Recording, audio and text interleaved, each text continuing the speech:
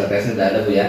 Jadi dari 4 orang yang dites di sini tadi udah keluar hasilnya dari mulai siapa tadi? Ini apa? Rama itu intuitif introvert.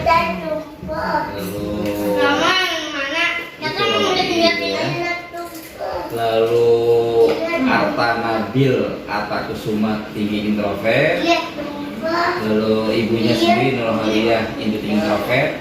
Bapaknya Pak Indra Kusuma sensi extrovert. Nanti mungkin dudukannya saya mau jelaskan dulu. Jadi belum bisa baca. Tes Stephen itu hasilnya hanya 2 Bu ya. Hanya 2 menghasilkan belahan dominan yang mana dalam otak kita dan lapisan yang berperan yang mana. Nah, belahannya itu Stephen Bu.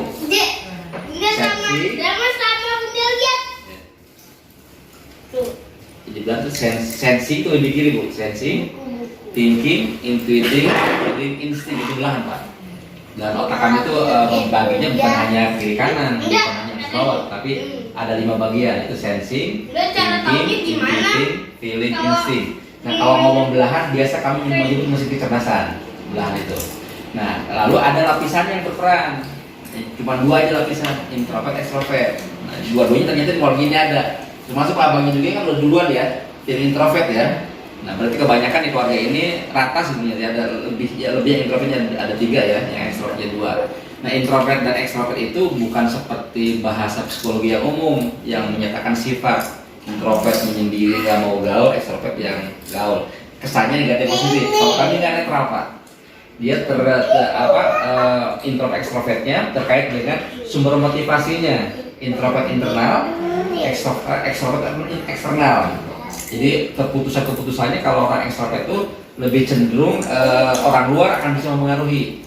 Kalau introvert agak susah dipengaruhi orang luar. Jadi dia input itu akan dia olah dulu lebih lama, baru nanti menjadi motivasinya dari dalam gitu.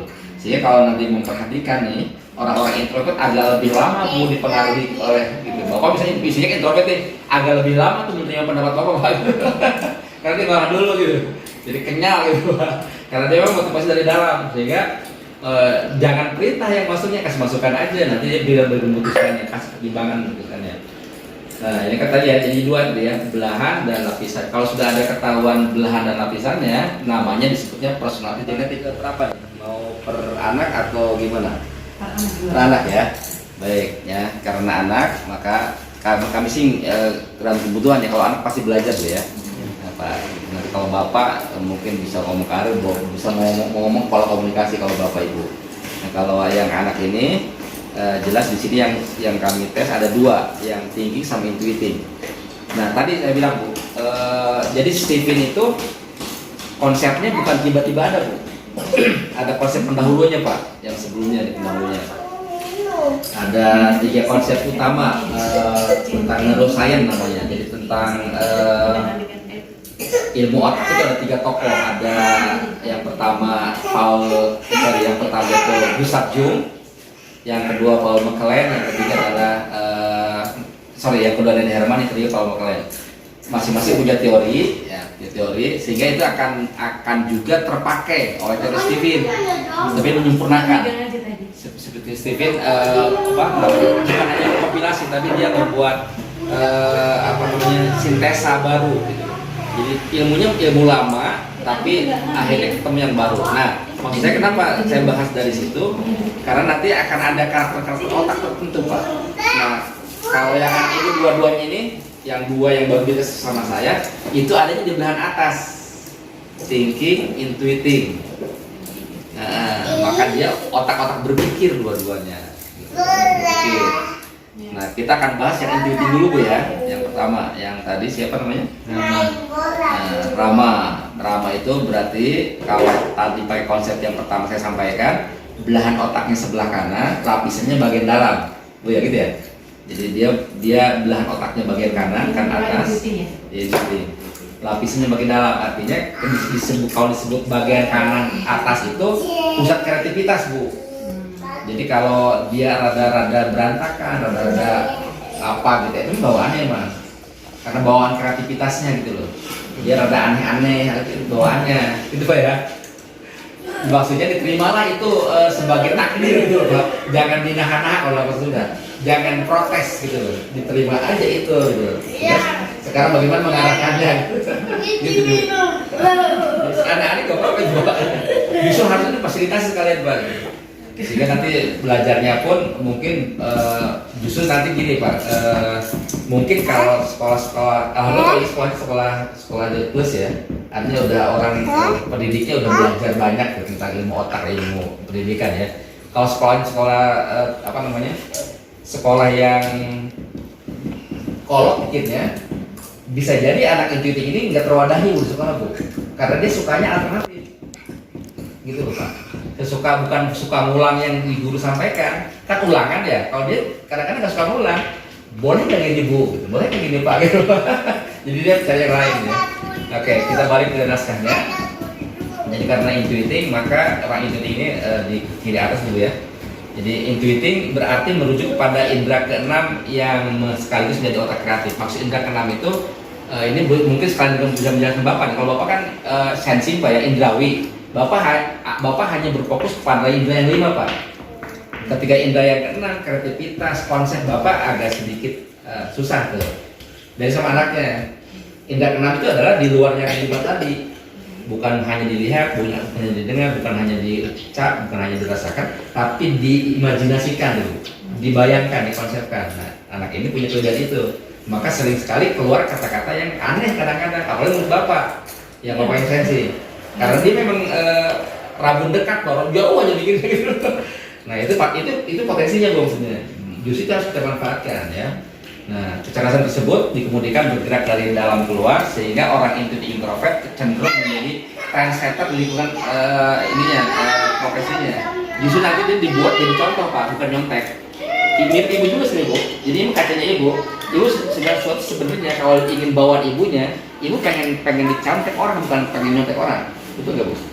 Sesuatu itu gitu. Sebenarnya aslinya mah kalau tidak terdukung terkendala ini itu gitu ya. Misalnya diberi bebas nih, uangnya ada, kewenangan ada, yuk pasti pengen beda sendiri. Benar nggak? Nah, karena terbatas ini itu bisa jadi anak kita yang ini itu Bu, jadi punya kecenderungannya dia intuisi tadi, kecerdasannya ya. Nah sekarang saya ingin ke bawah, ada 4 kata kunci. 4 kata kunci itu adalah pertama mengarang, sama dengan ibu menjelaskan 2 orang dengan ibu ya. Maksud mengarang itu tadi ada aja yang dia sesuatu yang beda dengan yang lain Pak. Belum tentu dia pandai mengarang secara teknis ya, harus diajari dulu Bu. Tapi berbakat. Buktinya apa? Dia punya gagasan-gagasan gitu. Mungkin kalau nggak diajari mengarang nggak terangkai gagasannya. Kalau diajari mengarang dia bisa terangkai, jadi cerita segala macam. Lalu secara fisik diberi perut panjang Bu. Jadi makannya banyak tapi tidak cenderung cepat gemuk. Apalagi kalau dianya aktif, terutama aktif berpikir. Anak ibu yang ini kalau aktif berpikir itu susah cenderung gemuk. Dibanding sama bapaknya putih Pak. Makan sama dengan bapak nih, sama sensing dan beauty, tapi aktivitasnya sama. Bapak juga cepat gemuk daripada ibu. Karena kalau bapak makan yang dimakan jadi daging. Kalau ibu jadi sesuatu yang dihayalkan, jadi energi anaerobik. Maka dia perut panjang, sehingga itu tadi untuk mendapat energi yang nanti meledak kalau menghayal. Malam hari ini ada gagasan. Kadang-kadang nggak mau tidur, gelisah kayak gagasannya itu, gitu ya. Jadi itu bawaan anak itu ya, kandungannya. Perubahan, sukanya perubahan, nggak mau itu aja. Ya, sekarang Indonesia juga sama ya.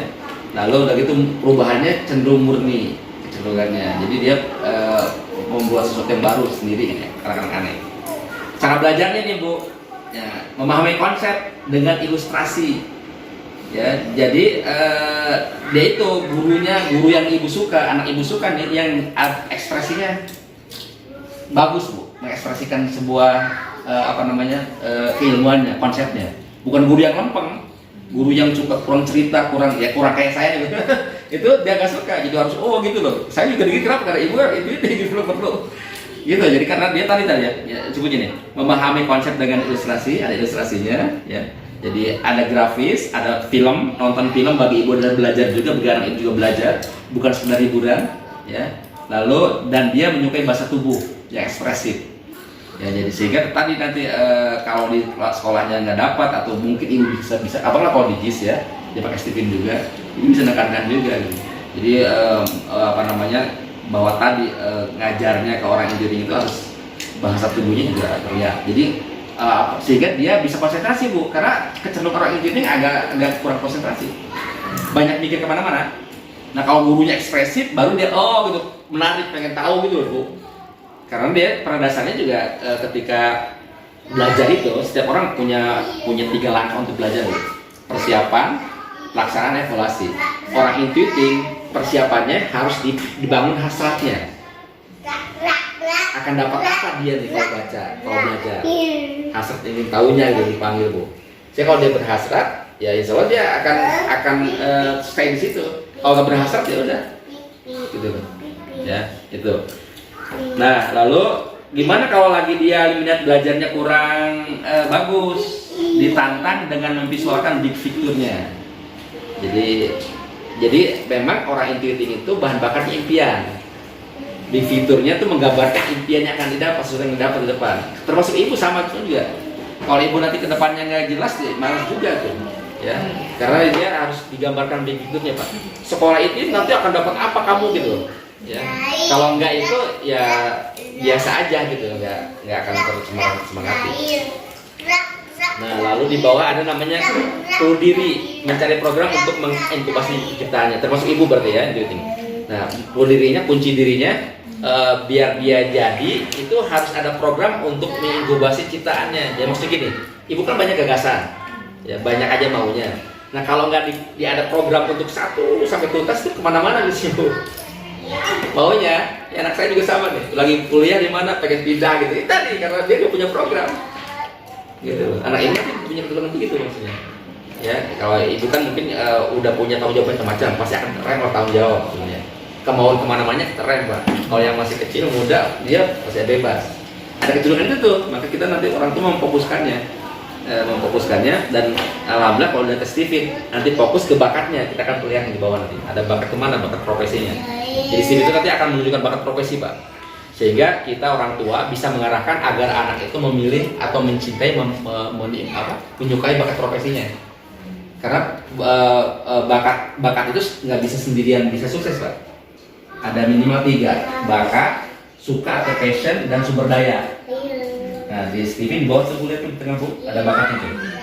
Bakatnya ya, marketing, periklanan, lifestyle, mode, penerbangan, agroforestry, pengusaha, investor, bisnis, pendidikan, pelatihan, penulis sastra, detektif, sinematografi, sains murni, dan lain sebagainya. Yang di semuanya kalau kita perhatikan berbau kreativitas. Ya bukan yang rutin gitu, bukan Pak.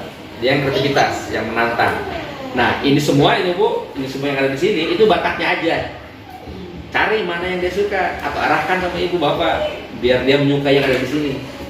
Kalau dia bisa menyukai yang ada di sini, itu akan lebih ngebut. Karena dia ketemu 2 gitu, bakat sama suka, passion. Tinggal ke sumber daya. Oh dia punya arsitek, sumber daya cukup nggak? IQ-nya memadai nggak? Orang tuanya siap nggak mendukung dan sebagainya. Ya gitu Pak. Di sini kan ada arsitek orang itu ya, ada macam-macam tuh, desainer, filosof, macam-macam ya. Termasuk kalau mau diarahkan bapak misalnya dia ke arsitek, cocok orang yang introvert ya, karena otaknya memang otak visual, bisa membayangkan ruangan. Ya kayak gitu. Itu bakat ya. Karena bakat itu belum tentu langsung jadi Pak. Tapi kalau dilatih dengan yang tidak berbakat, dia akan cepat. Contoh gini, Bapak berbakat main gitar, saya nggak berbakat. Latihan 10 jam Pak. Bapak udah bisa 1 lagu, saya masih nyanyi kunci gitu, kan bukan berbakat gitu. Nah sama, kalau ini adalah bakatnya. Kalau yang di sini kita semua akan ke arah sini, maka akan lebih cepat ketimbang melatih di bukan yang bakatnya. Oke ya, itu. Nah, yang paling penting mungkin yang di sini tidak tertulis sebagai orang intuiting. Kalau lagi dia pusing, pening Bu, ya mogok gitu ya. Salah satunya kalibrasinya tidur Pak. Dikasih jam untuk tidur. Terus ibu sama, ibu pusing bikin kerjaan ke rumah tangga, ibu kalibrasinya tidur. Itu kalau udah tidur segera lagi. Kalau bapak bermain, bercanda sini Pak. Ya anak ini as buat bercanda nih Pak, pakai aja buat bercanda. Itu kan lebih cepet. Bapak kalau pusing nih, cari teman bercanda sampai berkeringat kalau mau lebih bagus. Jadi bercanda sampai berkeringat lebih bagus Pak. Ini main sama anak-anak gitu. Itu akan membuat segar lagi otak untuk mulai digunakan lagi otak. Namanya kalibrasi. Ya, kembali ke intuitif. Nah, ya itu mungkin secara umum itu Pak. Jadi orang intuitif anak Bapak ini